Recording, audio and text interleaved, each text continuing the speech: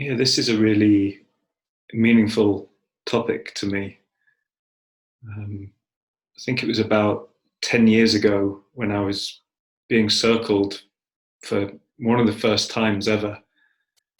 Um, Sean was also in the circle, who's the other co-founder of Circling Europe. And something happened where suddenly it was like this anger came deep out of my unconscious and was suddenly here. And it was like anger at Sean. And I remember it was like, oh my God, at that time, I didn't really feel, I very, very rarely felt anger. And it was just there and it was like really inconvenient. And I was like, felt bad about it. And then over the years, like Sean actually was like, it started to happen more. And he was like, I want your anger. Like, what's it about? And that opened up all kinds of things in our connection that was really useful. But now, like when I look back, of like, wow, yeah, 10 years ago was when I first started feeling anger. And now it's like each year there's been kind of new nuances in terms of how I've integrated more and more anger in all different contexts and some from the past. And it really feels like it supports my aliveness and core vitality and energy and power and um, embodiment, like really deeply. So what I'm advocating for is that we befriend our anger, and deeper than that, it's like I believe every time we get any kind of anger come up in us, there's gold in it. And there might need to be quite a bit of refining and skill and clarity to get to that gold. Sometimes it might appear quite easily, sometimes it might take a long, long time to get to what that gold is. But that's my hypothesis, or what I'm advocating for. Like I've seen that time and time again in myself and in others, that and so often the way that we automatically respond to anger in ourselves is one of repression or avoidance, because of the damage that it can do. And often, yeah, we've developed these mechanisms to not become angry because it's safer. And it's a pretty, well, it's a deeply primary dynamic that, especially depending on how your parents related to your anger, there's not that many parents are encouraging or really welcoming of a child's anger. So most of us have developed pretty strong mechanisms to not show anger so that we can protect that attachment relationship. So for many of us, even if we have an intention to, like, oh yeah, that sounds good, integrate my anger, like the wiring around it can be pretty deep. And then the second thing I'm advocating is for like a real permission around just how difficult it is, like to deal with our anger. I think it was pretty soon after I first decided I was going to do this. Like I had some anger come up and some connections that was like so like so difficult, so much like violent energy and like it not feeling appropriate and not being able to do much with it. And um, so I really, yeah, I like the humanity of um, just the recognition of what a challenge it can be to work with this emotion.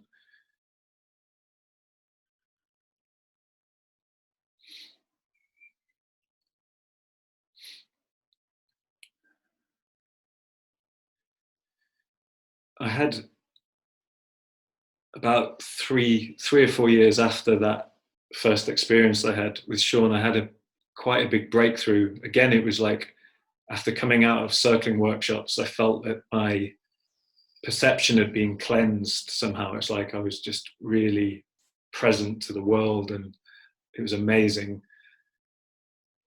And then often I would just flip off the handle with something, and then I'd be like, oh, that's no good. And that would be the end of the magic or something. And then I'd have to wait for my next circling workshop or something like that. But then one time I did it, again, it was like after a weekend, perception really cleansed, feeling everything, sensitive to life.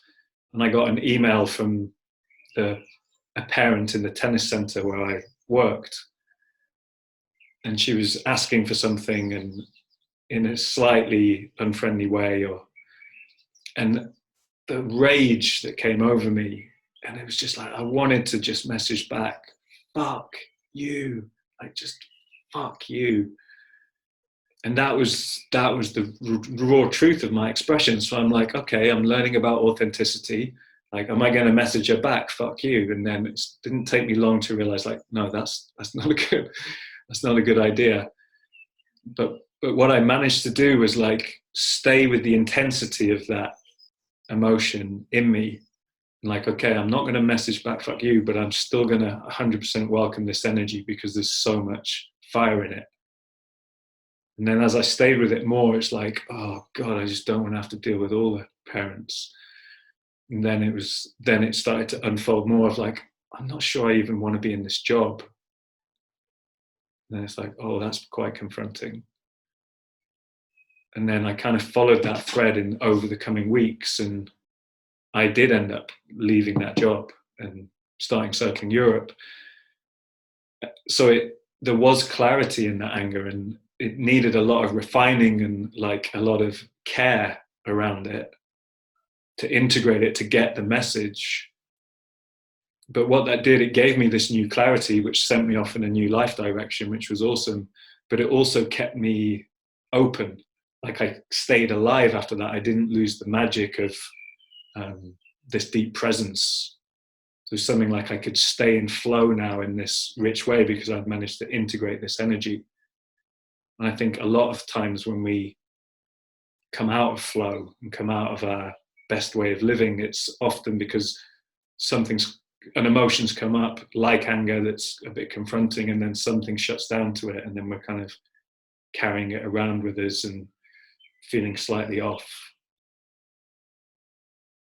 So that practice to integrate it is really useful, and there's a few strategies I want to outline for that.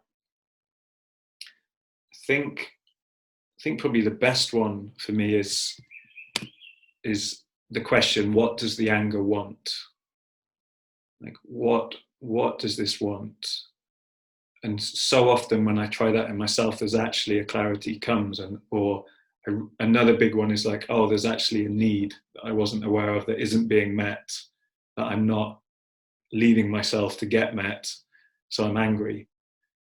Or there's a boundary, like there's something that I'm tolerating or putting up with because I think I should, and actually I don't want to. And then when I get that message from the anger and then I follow it, it's like everything reorients, and then I'm in flow again and life's better.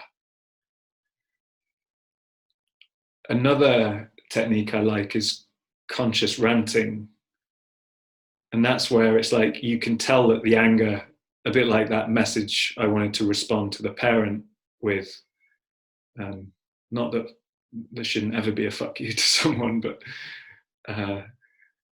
that really didn't feel appropriate or skillful. So when you have the kind of anger that you can just feel like, yeah, it's about 5 years old, or like it's seriously irrational, or it's like really aggressive towards someone and judgmental, and you don't want to bring that to someone. Like it's not going to be nice. You don't want, your values are beyond what this anger is representing.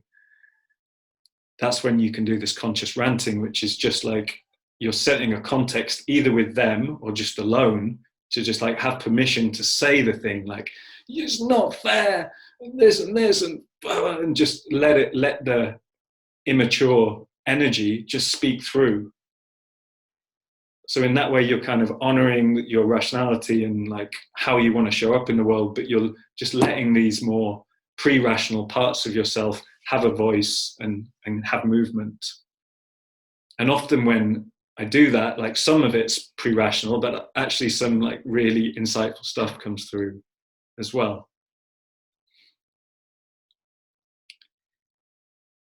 I'm just going to take a sip of water before my next.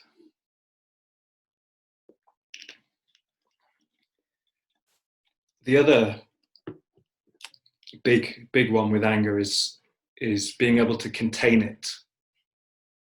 And when I say contain, I don't mean shove it down. It's like being able to hold it. So have full presence to it, but it's not acting in, because it's very easy to turn our anger on ourselves, and it's not acting out and attacking someone else. And then there's this sweet spot, because I often see it with people that it'll go, it's like trying to go somewhere, it'll go out, and if it doesn't get received there, it'll go in. So it's about just being present to like just a recognition of like right now, the blood is pumping in my hands, my heart rate is up. Like that's just the truth of the moment now. And just like, okay, that's it. And just often just the recognition of it like that, something shifts, something moves. And sometimes especially if it's a deep rage or something from the past that's maybe overwhelming, then you might want to look for resources. Like if you start to go into it and it just feels too much. So then it's like, oh, can I go into this really slowly? Or what feels good right now in this present moment? Like, oh, if I look at the sky, that relieves me. Like, oh, now how does the anger feel? So this is like pendulating or titrating, where you go just very slowly. Pendulating is where you like go for a positive resource that's meaningful to you, and then touch into it slowly.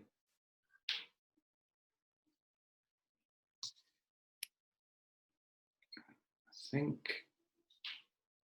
think I'd like to open this for some questions now. I think I've spoken enough, and I will stop the recording.